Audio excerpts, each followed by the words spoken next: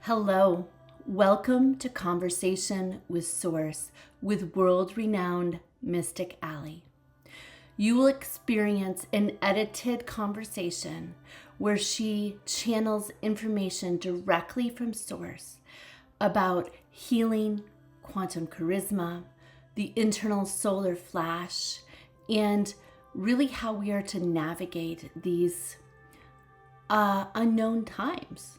So, my name is Shawn, and I am Allie's spiritual concierge. So, lean back, relax, and here is Mystic Allie. The truth of who we are is unapologetic for any of our idiosyncrasies, so that we've almost like clothed or cloaked ourselves with layers and layers of opinions of ourselves. We created that, but it isn't the truth of who we are. The truth of who we are is unapologetic. And we see it in the world around us, how people don't really feel comfortable being in their body or being their whole self, because they don't think that the people around them can handle that from them. And it isn't just being ourselves, it's being our true loving self. So there's a lot of unapologetically me people walking around, but sometimes that's with a chip. That frequency is not going to coalesce with the frequency of love either, because only what is true is going to absorb into the body in the expansive way that it has the opportunity to. So how I see a big part of our work being is to return people to their true divine template, which is to really accept that we can't keep operating on the lower realms of the frequency floors. And when we do our sessions and we take people up to a higher frequency, we've gotten so comfortable living on that floor, we don't realize, we don't know how to exit it. But I think that a lot of our work teaches people how to imagine from a more heaven on earth standpoint, which is to truly believe that we are the living essence of divine spirit. We are fractional holograms of creator. And so only the 3D can send us a contrast frequency that gives us a delusional viewpoint. So when our true frequency comes through, if we are contracted into what we've become over many lifetime experiences, so that we don't even remember who we are, and we are more in touch with what people, especially our familial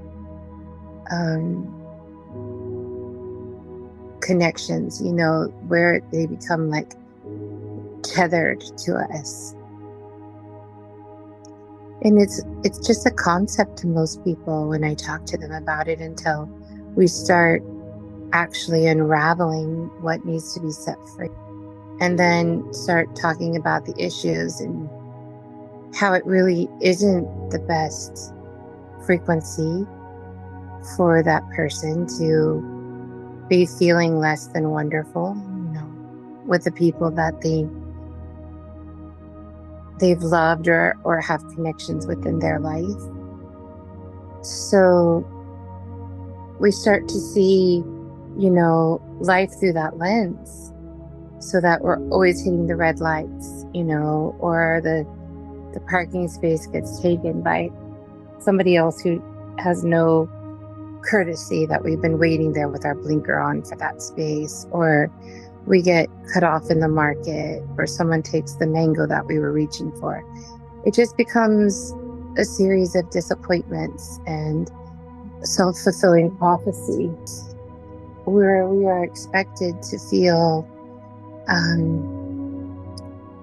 disappointed and less than excited, and we just don't even dream about it anymore. So these are layers and layers of layers, and hardened and crusted, and then layers and layers and layers and layers, from so many different angles and so many different experiences. So as we start to think about real change, what does that mean? And we start to use the words like quantum charisma or quantum hologram. Most people don't know what that means. They're just trusting that you're going to give them a new way to heal. But they don't know what quantum charisma means, and we don't really have a language for that in our vocabulary. We're getting it more because there's great teachers out there that have had their own ways of describing certain elements of it. So when we tell people we can heal their life with them, a lot of times their bar is very low. But in order to achieve the healing, and understand what that healing means, and that they're the creators of that healing, and to raise the bar within their own internal knowledge system, right? The truth system that exists with actually mostly stamped out or stomped upon ambitions or dreams. We're returning people to their hopes and dreams that they might have abandoned even before this life. When people reach a new level of consciousness, it might be, I don't know, a lot of people say it's coming from God, but maybe it's how God designed it. I've never thought of it that way, but maybe if enough people wake up, we pierce the ceiling energetically. We want to really strive to feel good, and it seems silly that anyone would think that we wouldn't do that. But so many people are not necessarily comfortable with feeling better than they expect to feel. When you think of a pendulum that swings from good to evil, if it's swinging, you see it swinging into really evil stuff. It's a pendulum. That means the really, really good is rising to it equal measure. It's not just that the world is going to hell in a handbasket. It means that as these things get exposed, it's also swinging in the other direction, but we didn't realize it. We just have our face pointed towards the horrific and the scary. But it's available right now to have heaven on earth. And the more scary it gets, the more heaven on earth is available. So when it comes to the solar flash, as we have an inner awakening, and that really is just a willingness to know God on all levels in our body. Because we are a body. That's what the third dimensional incarnational experience to be human is we have a body, and that body has limitations. It has feelings and it has constructs, right? And so as we start to bring that awareness of that expansive bliss body, that kundalini as some cultures call it, but it's an awakening frequency of oneness in our body between our masculine and feminine within us. We all have that balance. So when we start to actually realize that we're polarized within ourselves, we can start to look at what seems insurmountable in disappointment or trauma or fear. And we can realize that if we have that much of those things, we also have the potential for the exact opposite. So what do you want to choose?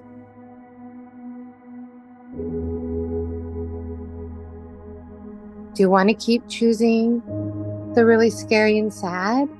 Or do you want to start doing your work and choose the opportunity that true heaven on earth brings, which is a heart opened place within ourselves? And since we're connected to everything, we can be that joyous experience for the earth. And the ones that are choosing the darker frequencies can be that. Of course, we're always going to have duality within us as long as we're embodied in a 3D body. But in the collective consciousness, we can choose the joy, choose the protection, choose the right place to move, choose where there's going to be food, choose where you're going to have resources. And say, how do I choose that? I don't know where that. And that's where the inner trust with the spirit within us, the all heavenly consciousness, source, divine creator. When we're plugged into that, first of all, I don't know if everybody even wants to live in the changes that are coming. You shouldn't assume that, you know. It might be easier to exit for some. Because when you're totally aligned to that which created you, the simple details, they don't matter, because if it's more in your path to have a different path than you would have thought you would have chosen, you do that joyfully. It's the resistance that creates the pain. And so when we talk about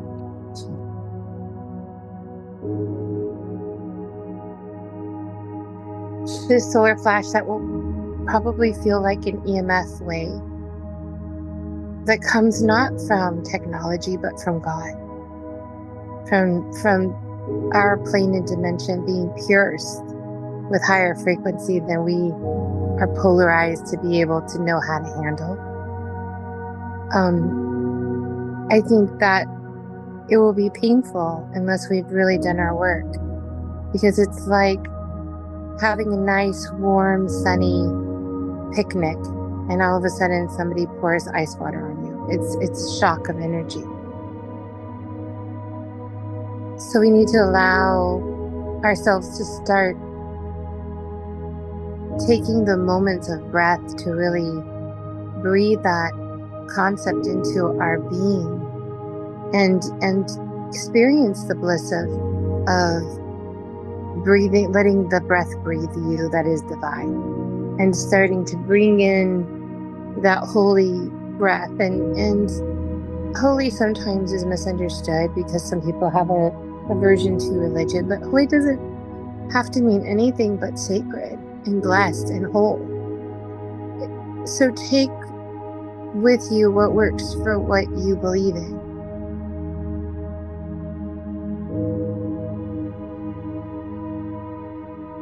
This for hundreds of years. Some people see the solar flash associated with another spiritual event, which is the 3 days of darkness. But my suggestion is to only integrate the information enough that you have what you need on hand. Have what you need on hand, a little bit of what you need on hand.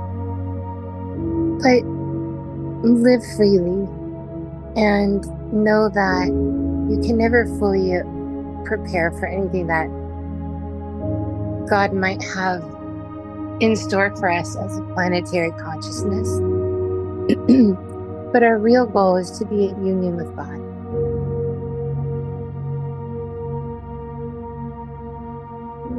To be at union with Source. That's our real goal. We just don't remember. And when we remember that, then we want to create with Source energy.